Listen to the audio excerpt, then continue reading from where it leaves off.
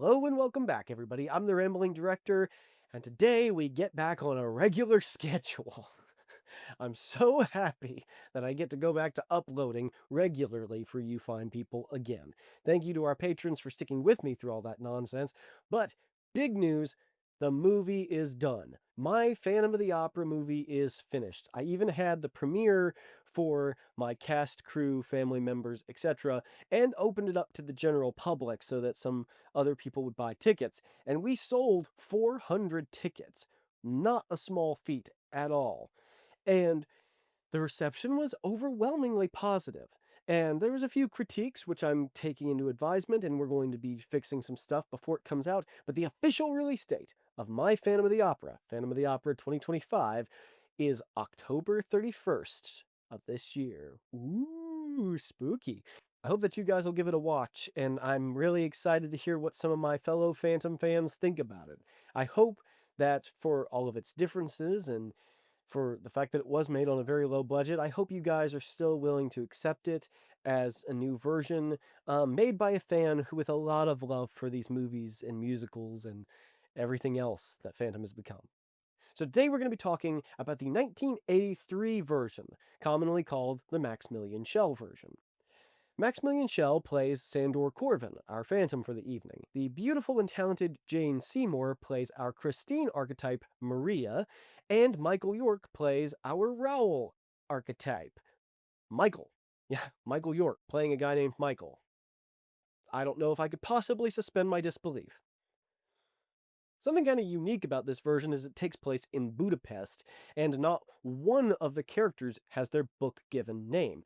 Now, you might think that's just because they want to do their own original thing, fair enough, but that's not really the reason. There's a line in the movie that tells you exactly why none of these characters share the same name. I know all about opera ghosts. Every opera house has at least one. Whenever a tenor splits his trousers or a soprano goes off key, it's the opera ghost again. Paris, Milan, even Covent Garden has its ghost. That's right. Eric the Phantom is haunting the Paris Opera House concurrently with Sandor Corvin haunting the Budapest Opera House, which means that there are two disfigured dudes hiding in the basements of opera houses terrorizing women at the same time in this universe. Maybe even more. Maybe every opera has a disfigured or deformed man in the basement. Now, I can hardly find a reviewer or critic who likes this movie, but I'm coming out just like the 62 version to say, no, this this is a really good version of Phantom, and I don't know why people don't like it more. In fact, one of the chief criticisms I've heard from a lot of people is, oh, this moment or that character choice was so dark and it's so creepy or so unusual or that's sick. Why would you do that? It's because the Phantom in this version is freaking mad. He's freaking mad. Get with the plot, people. This version opens with the backstory of Sandor Corvin, and we find out that his wife Elena and him work together at the opera. He's a conductor, she is a singer who he just cast in the main character role of Margarita in Faust.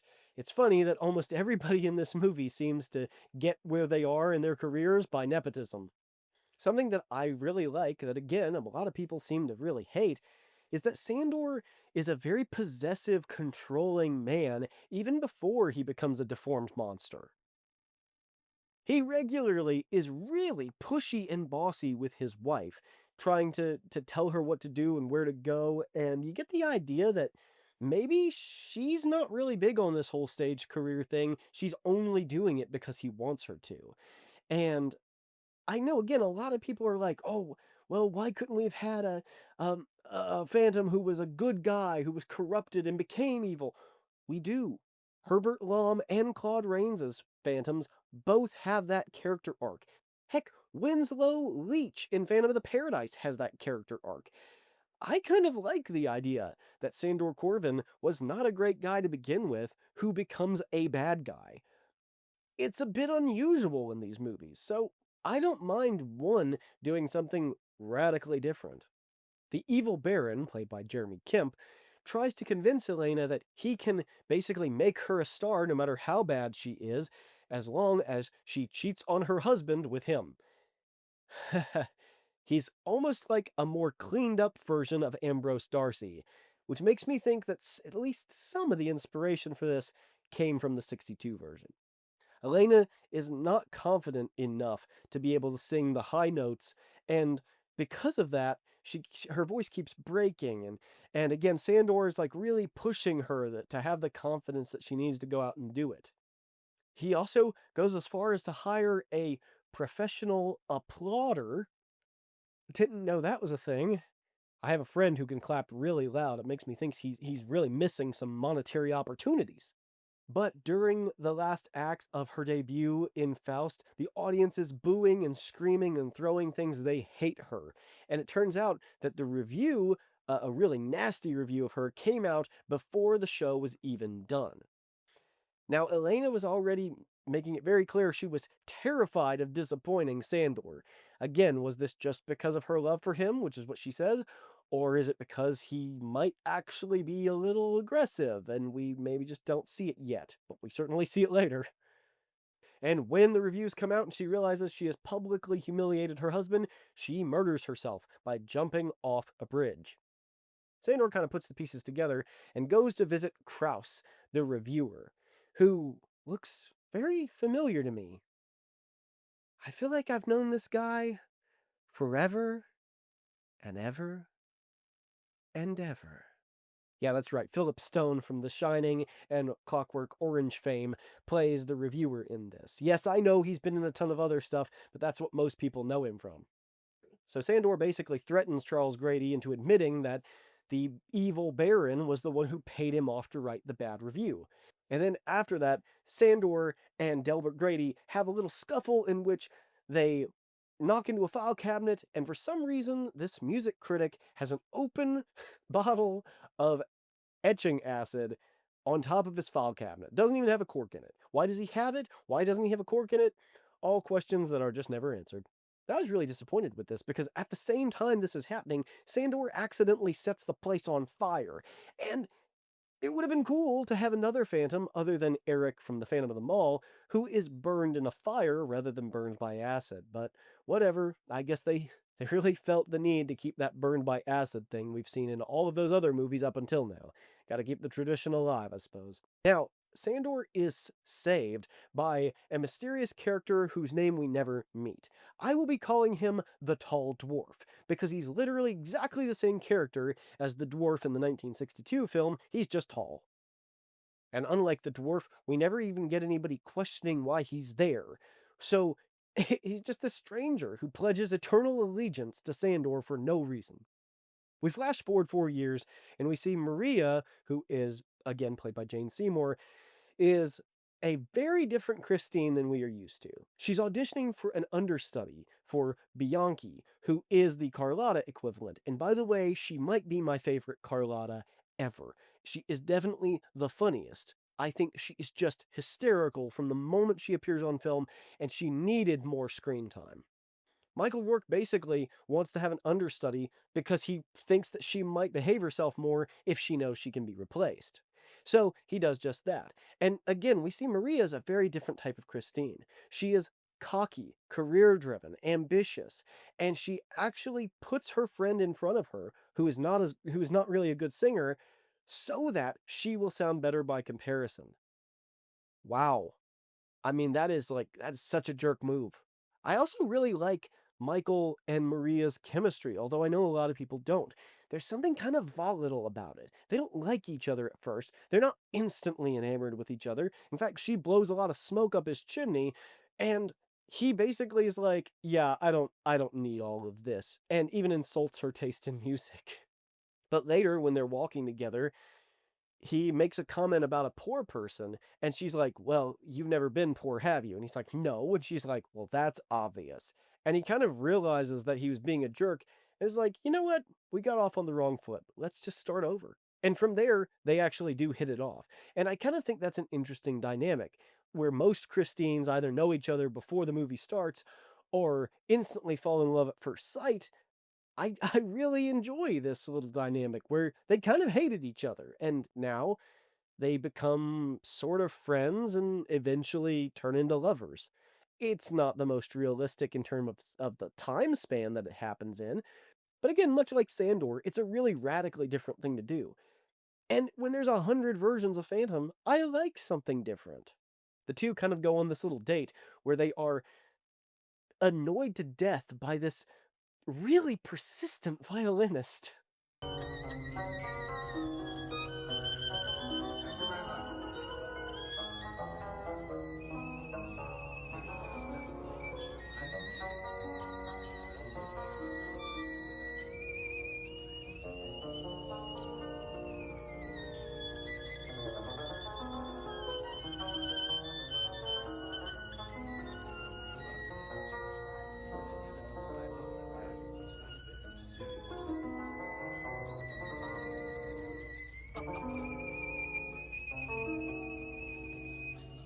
I don't know why it happens. I just love that scene. Now, during all this, Sandor begins teaching Christine, and his intro is really creepy. He breaks into her bedroom, takes the head off of her doll, and kind of plays with her life savings, but doesn't ultimately steal it. His mask is much more humanoid looking in this movie, and I kind of like how uncanny it is. I like that from the moment he asks to teach her, he already is intimidating and making sure she knows that although he's asking, this is not really a request, it's an order.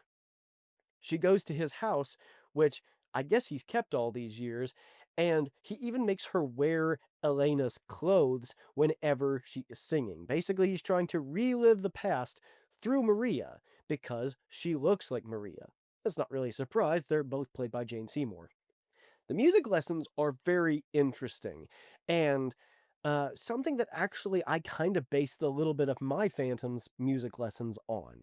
I think that they are really intriguing scenes, and I like there's kind of a little montage, which I played up a bit more in my version, but I kind of like the idea of you seeing some of her progress rather than her just coming out and being a great singer from the out.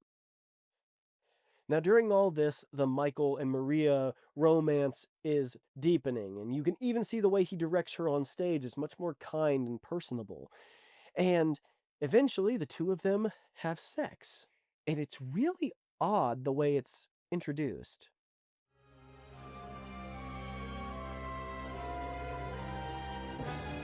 Goodness gracious, people. You're doing it in front of statues. Have you no shame? Maria tries to explain the Phantom giving her lessons, but Michael doesn't believe her and thinks that the Baron or somebody else must be doing it, and she's actually having sex with this other guy as well. It kind of adds a nice little element to the love triangle between everybody because Michael, he already has somebody in mind other than the Phantom that this could be, which is, again, really unusual in Phantom. Typically, Raoul knows about the Phantom, but not really is so sure about how much is going on or exactly what is going on. In this case, he kind of knows. This film started an odd tradition because in at least 3 Phantom movies, there's a scene set in a Turkish bath. I don't know why. Michael York is in a Turkish bath, and the Phantom breaks in and throttles him, tries to strangle him to death, and tells him to stay away from Maria. And again, very unusual in a lot of movies like this, but Michael actually listens and is like really cruel to her on stage and tells her she doesn't know how to act and like makes it clear that it's over between them. So I found that again just really fascinating because most movies like this, Raoul would just instantly go on the offensive, but in this case he's like, ah, I ain't screwing with this. Now, at this point, because Sandor knows that Maria and Michael slept together, he refuses to see her. But Maria drops him a letter saying, "Meet me at the annual masked ball." And he does. And I think it's really cool that the Phantom wears a entirely normal human face mask, while everybody else's masks are super uncanny. I love the designs of all the masks in this movie. Now, there is a slight criticism that I would have, which is that the slow mo scene in a film that is not really badly paced, there are some moments that just take forever, and one of them is the slow mo after she sees the Phantom. And then she even acts like it's a shock to see the Phantom. dude, you invited him to come and talk to you during this moment. Well, Maria and Sandor do talk. And although it seems like Maria was going to apologize for upsetting him, he is just like, if you ever see that man again, I'll kill you. And if you ever see any other man, I'll kill him. Good grief. Now, the Baron was hitting on Maria earlier, and so when she flees away from Sandor, she gets into the carriage with the Baron. Now, this is a wild little moment, and honestly, it makes the whole world of this universe even more cruel and weird and unusual. When she gets into the carriage, the doors are locked from the outside, so she can't get out to escape. And he's like, basically makes it clear he was going to take her home and force her into bed whether she wanted it or not. She has no option to get out of this. But then it turns out his driver has been murdered and the tall dwarf has taken his place. So he was going to kidnap Maria, but now both of them are being kidnapped by the Phantom. Ah! Gosh, so much happens in like 2 seconds. Well, Maria almost gets away, but he captures her. And eventually, while Maria is knocked out, he's there kind of interrogating the Baron and telling him, I'm Sandor Corvin, I'm alive, and I'm going to get revenge on you. And when the Baron basically is like, listen, I'll make a deal with you. Just let me live, and I will make Maria everything Elena should have been. And I won't touch a hair on her head. Everything will be fine. I can make it up to you. And at first you think Sandor's actually going to take him up on the deal, which would have been kind of an interesting thing for any Phantom to do. But then they take they take the Baron outside, back into his carriage, which again the door's locked from the inside, so he can't get out. And the Phantom has a trained killer bird that pecks the Baron to death. It's an amazing little scene. It kind of seems like something out of the Dr. Phibes movies. Now, while Maria is kidnapped, Michael. This is so silly. Okay, this is one of the only moments that I really don't like in this movie. Michael just overhears some cleaning ladies talking about Sandor Corbin, and when he asks about it, they're like, oh yeah, and Maria looks just like his dead wife. What a coincidence. They could be sisters. And Michael's like, good Lord, I must go and save Maria. Like, it's just like, again, so much happens, but in this case, it's not good, something happening. It seems like such a coincidence when I would have liked Michael to be a more proactive character and go out and save Maria just because he loves Maria. So he goes and does some research on the blueprints of the opera and finds kind of where the room is where the Phantom probably has hidden. He goes to the inspector of the police, and the inspector is about as useless as he would be if he was in a Sherlock Holmes story. But there's a funny little joke with his son, which I won't spoil in case you watch it. It's a really funny little moment. Now, when Maria wakes up, Sandor tells Christine that he has kidnapped her and that she's down there. Nobody can hear you scream. You see? And he says a line which kicks off a bizarre pattern, which makes this movie extremely unique. Now I want to live like all the others. I want to have a woman and walk with her on Sundays. I only have to be loved. To be good. For all the Phantom movies that abandon the book altogether, like this one does, this movie is incredibly unique in that it uses exact line for line from the book for the unmasking scene. There's very little missing from the book. Most of the lines he says are straight from Gaston Leroux. You want to see what's behind it? Perhaps another mask. A mask behind a mask.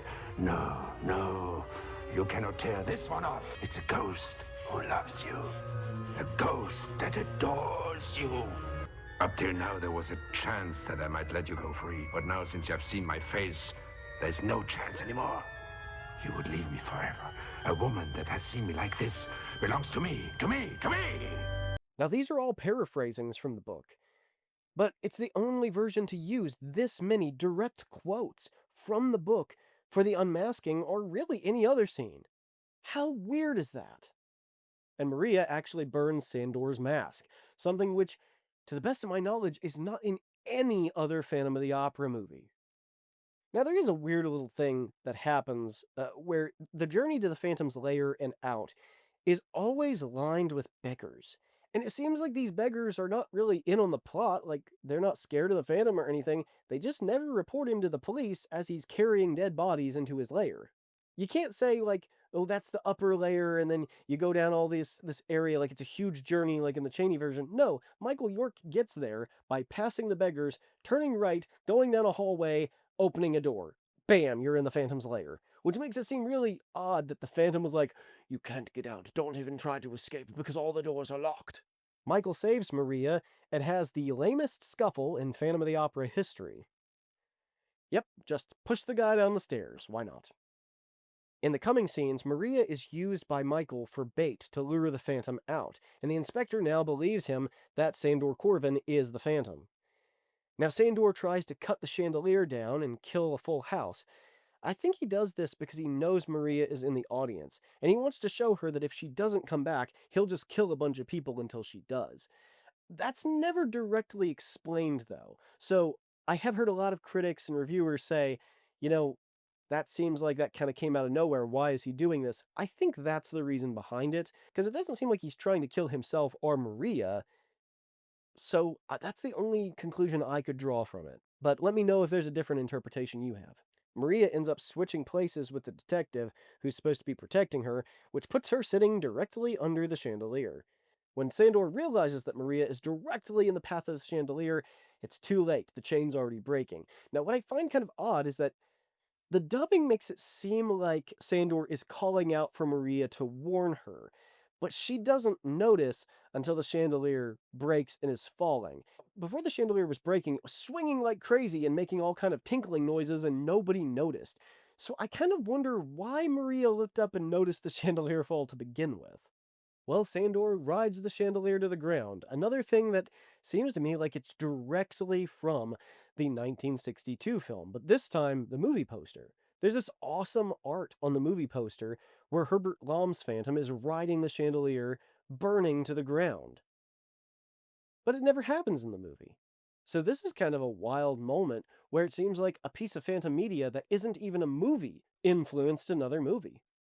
Sandor dies when he hits the ground, his mask falls off, and we end right there. It's kind of an awesome ending because it doesn't throw away any of the momentum that we built up until now. No, we already know that Michael and Maria are together, so once Eric is dead, or Sandor, rather, is dead, that's it. Movie's over. And yeah, is it a flawed product like all the other Phantom movies? Sure, but is it as badly paced as The Phantom of Hollywood? No, it's much better paced. In fact, it's a movie with relatively good pacing, just a few moments that are way too slow. But lots of movies have that problem. Sure, Sandor does a lot of really sick stuff, like keeping his wife's dead body. And some people get grossed out by that and are like, ooh, that's awful. But yeah, again, he's freaking crazy. It's that easy. He's not the romantic anti-hero that he is in Lloyd Webber's musical. Get over it. Personally, I like having a Phantom who is a pure out-and-out villain. We don't get a lot of those, and it's kind of cool once in a while to have one. Overall, I probably would not rate this movie in my top 5, but I do really like it. I think it's entertaining, and I think if you're in the right mindset, then it might be your favorite version if you're a particular kind of person. It's made for TV, and it feels like it's made for TV. But that's not necessarily a problem either. There's lots of versions of The Christmas Carol that I could say that about, but I really like them anyway. So if you haven't seen it, give the Maximilian Schell version a chance. If nothing else, I think you really will enjoy the parts with Sandor Corvin, because Maximilian Schell plays a fantastic Phantom. He really is the stuff of nightmares. He's villainous, he's lecherous, he's evil, and he's got one heck of a Phantom voice. So that's all I have for today. Thank you everybody for watching. God bless you, and I will see you in the next one.